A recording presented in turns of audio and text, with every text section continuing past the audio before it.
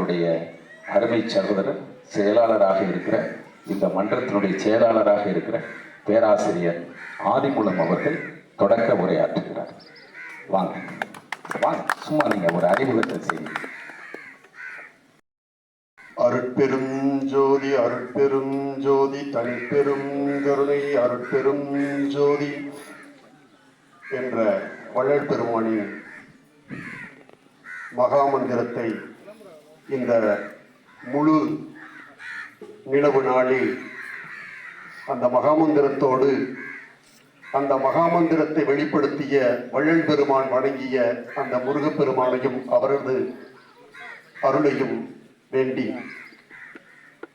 அந்த முருகப் பெருமானை வணங்கிய இமைப்பொழுதும் எண்ணெஞ்சில் நீங்காதான் தாழ்வாழ்க என்று சொல்வது போன்று ஒவ்வொரு மூச்சிலும் தனது முருகப்பெருமானை நினைவு கூர்ந்த கிருபானந்த வாரியார் அவர்களின் வழித்தொடலாக வந்துள்ள பெரியவர்களையும் அந்த முருகப்பெருமானை மூச்சு காற்று கூட நின்றாலும் நின்று விடலாம் தனது எண்ணத்தில் இமைப்பொழுதும் மறவாமல் வழங்கிய மற்றொரு மாமனிதன் ஏன் நமக்கு நம்மளுடன் வாழ்ந்து இன்று அருள்பாலித்துக் கொண்டிருக்கின்ற தெய்வீக திருமகனின் திருவடிகளையும் வணங்கி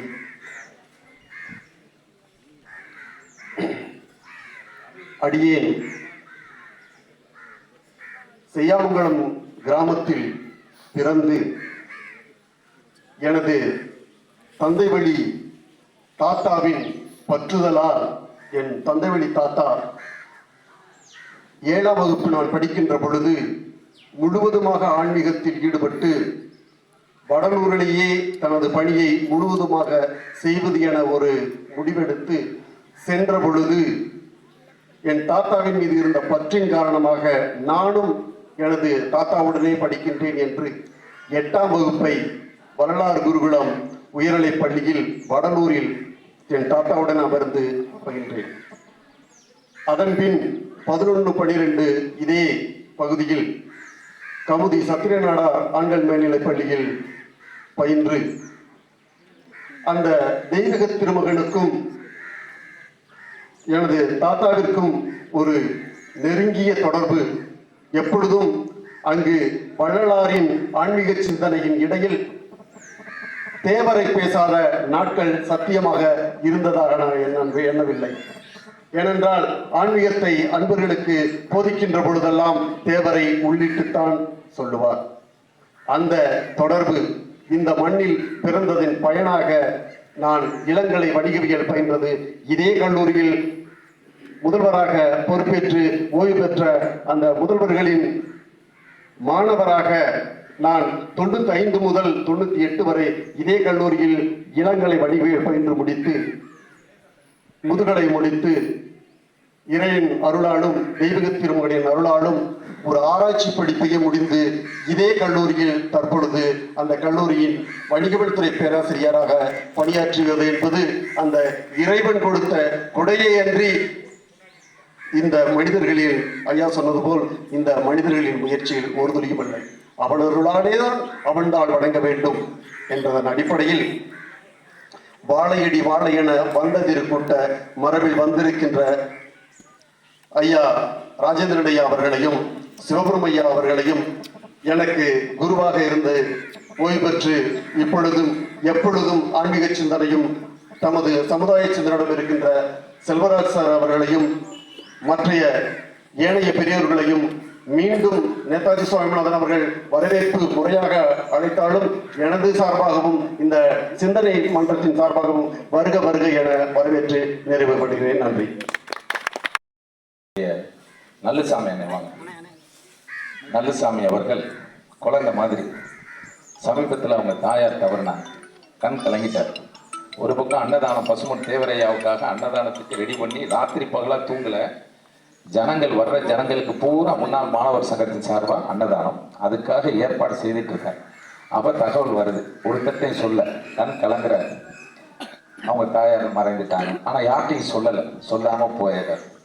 அப்படிப்பட்ட நல்லசாமி, நல்ல சாமி, அவர் பேரு நல்லசாமி வச்சா நல்லசாமி. அந்த கைதட்டல், நல்ல கைதட்டல், அவருக்கு ஒரு ஆறுதல். ஆறுதல். நம்மளை ஒன்றும் சேர்ற போது அவர் ஒரு தொண்டனா வேலை செய்வார். தன்னை வந்து நினைக்க மாட்டார். நம்ம இவ்வளோ பெரிய ஆளு இப்படி கூப்பிடுறாங்களே, இந்த வேலையை செய்ய சொல்றாங்களே அப்படிலாம் நினைக்க மாட்டார். சிவன் தொண்டர்கள் எப்படி உட்கார்ந்துருக்காங்களோ அப்படிதான் சிவன் அடியார். அடியே அப்படின்னு பேசுறவர் தான் தேவர். அதனாலதான் சிவன் அடியார் இங்க வந்திருக்காங்க. ஏன் அந்த அடியேன்ற வார்த்தையை சிவனடியார் தேவர் சொன்னாரு? நமக்கு புரியல, புரிய வைக்கிறதுக்கு தான் சிவனடியார் வந்திருக்காங்க. அடியேன் அப்படின்னு கையில துண்டை போட்டு மேடையில் தோல்ல துண்டை போட்டுலாம் உட்கார மாட்டாங்க. அதை எடுத்து மனித தெய்வங்களேன்னு பேசுவார். அவரை மாதிரி பணிபுடையவரை பார்க்க முடியும். ராஜேந்திரன் அப்படி எல்லாத்தையும் சிவபாதம்னு சொல்லுவார். சிவனடியார் சொல்லுவார். உங்களுடைய பாதம் படுகிறேன்னு சொல்லுவார். அவருடைய பணிவு தான், அவருடைய உருவ தோற்றத்தை நமக்கு வந்து பிரம்மாண்டமா தெரியும். ஆனால் அவர் வந்து அவ்வளவு பணிவான மனிதர். வாத்தியாரை கூப்பிட்டு வந்திருக்கார். அவருக்கு சொல்லிக் கொடுத்த வாத்தியாரை கூப்பிட்டு வந்திருக்கு. அவர் சொல்றாரு, நான் முன்னாடி உட்கார்ந்தா வாத்தியார் முன்னாடி உட்கார்ந்துருக்காரு, மாணவன் தடுமாறிடுவாரு, நான் கடைசியில் போய் உட்கார்றேன்னு உட்கார்ந்துட்டாரு. அவர் வாத்தியாரை எப்படி பாருங்க, மாணவன் பேச விட்டு நான் கடைசியா கேட்கிறேன் அப்படின்னு அவர் உட்கார்ந்துருக்காரு. அப்ப தன்னுடைய சான்றோன் என கேட்ட தாய் அவையத்து முந்தி இருப்பது தந்தையினுடைய கடமை. அப்ப அந்த தந்தையினுடைய கடமையை போல தந்தையாக அந்த ஆசிரியர் வந்திருக்கார். நம்ம நல்லசாமி அப்ப இப்போது அறிமுக உரையாற்றுகிறார். தென்னாடுடைய சிவனையை போற்றி, எண்ணாற்றோருக்கும் விரைவா போற்றி, அருப்பெரும் ஜோதி அருப்பெரும் ஜோதி தரு தனிப்பெருங்கருணை அருப்பெரும் ஜோதி தேவர் நாமம் வாழ்க. இந்த சிந்தனை மன்றத்திற்கு தலைமையேற்றக்கூடிய எனது கல்லூரியினுடைய முதல்வர் ஐயா அவர்களுக்கும், நமது ஏனாதி ஆஞ்சநேய சுவாமியினுடைய சிவபுரத்து ஐயா அவர்களையும்,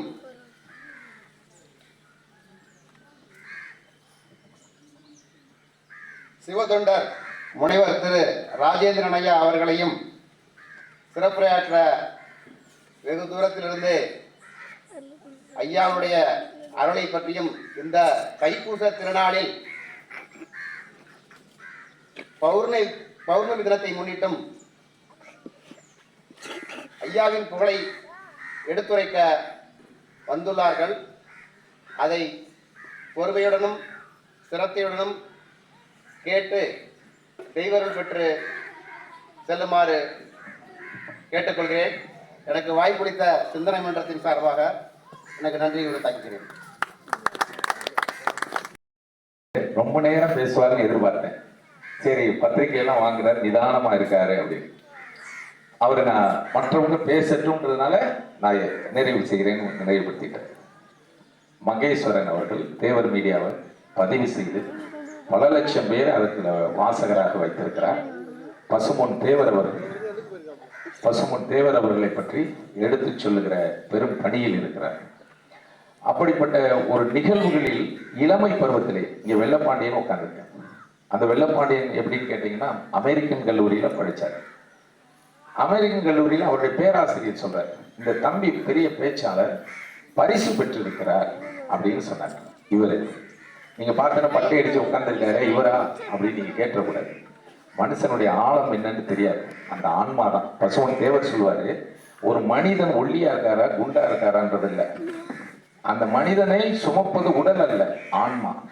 அதனாலதான் 100 கிலோவா இருந்தாலும் அவர் நடப்பார். அப்படிப்பட்ட அது மாதிரி அவர் தோற்றத்துல எப்படி இருக்காரு அது வேற. அமெரிக்கன் கல்லூரி பார்த்தீங்கன்னா பெரிய பெரிய ஆட்கள், மதுரையிலே பெரிய கல்லூரி, அதுல இந்த கிராமத்துல இருந்து போய் அங்கே படிச்சு அங்கே வந்து பேச்சு போட்டியில கலந்து இந்த ராமநாதபுரத்துல பசுமொன் மண்ணை காப்பாற்றுவதற்கு எந்த ஊர்ல இருந்து இந்த தம்பி வந்திருக்காருன்னு இவர் அட்ரஸ கேட்கிற அளவிற்கு இந்த மண்ணுக்கு பெருமை சேர்த்தவர் நம்ம வெள்ளை பாண்டியன் அவர் உட்கார்ந்துருக்கார். தினபூமி பத்திரிகையினுடைய நிருபர், இன்னும் நிறைய பத்திரிகைகளுக்கு செய்திகளை அனுப்பி கொண்டிருக்கிறார். அரசு பணியில இருக்கார், விவசாயியா இருக்கார், மூத்த பிள்ளை. திருமண கால தாமதமாகுது. ஒரு 5 வருஷத்துக்கு முன்னாடி அவங்க தாயார் கண் கலங்கி அந்த அரங்கத்துல தான், பெரிய அரங்கம், அதை கூட கேட்டாங்க, 500 பேர் உட்கார்ற அரங்கத்துல போடலாமே அப்படின்னா, அதுக்கு ஒரு காலம் வரும் அப்படின்னு சொல்லி அந்த இடத்துல அவங்க எல்லாம் விடைபெறுகிற போது ரொம்ப நாங்கள் முழுசா கேட்க முடியலையே, இவங்க எல்லாம் பெரியவங்க வந்திருக்கிறாங்க, நாங்கள் ஊருக்கு போகணுமே, வெகு தூரம் போகணுமேனு அவங்க வணங்கிட்டு போறாங்க, நீங்க எல்லாம் நல்ல ஆசீர்வாதம் அவங்களுக்கு கொடுக்கணும். அப்போ இருந்து கேட்கணும்னு ஆசைப்படுறோம், இருந்தாலும் வேறு தூரம் போகணும் அப்படின்னு. அங்கே வந்து நின்னாங்க. ஐயாட்ட சொல்லிட்டீங்கம்மா, அவர் நல்லபடியாக நடக்கும். அப்படி அவர் திருமணத்தை சிறப்பாக நடத்தி ஐயா அவர்கள் அந்த தம்பிக்கு அரசு உத்தியோகம் கொடுத்து நல்ல விவசாயம். அப்பா வெளிநாட்டில் இருக்கார், குடும்பத்தையே நிர்வாகம் பண்ணுற மூத்த பிள்ளை. அப்படிப்பட்ட உணர்வுகளோடு ஐயாவுடைய ஆசீர்வாதம். இன்னொரு பிள்ளை காமாட்சின்னு பேர், பெரிய அதிசயம், சிவனடியாருக்கு சொல்றேன். அந்த பிள்ளை இன்னைக்கு மெட்ராஸ் போய் பிஹெச்டி முடிச்சு மெட்ராஸில் இருக்கிறவங்களுக்கெல்லாம் யோகா சொல்லி கொடுத்துக்கிட்டு இருக்கு. அந்த பிள்ளை 12வது முடிச்சு காலேஜ் படிக்குது. இந்த பக்கத்தில் எந்த ஊரி, கீழக்கரை, பொசுக்குடின்ற ஊர், கீழக்கரையில் படிச்சுக்கிட்டு பிஎஸ்சி படிக்குது. பொருளாதார கஷ்டமான குடும்பம்.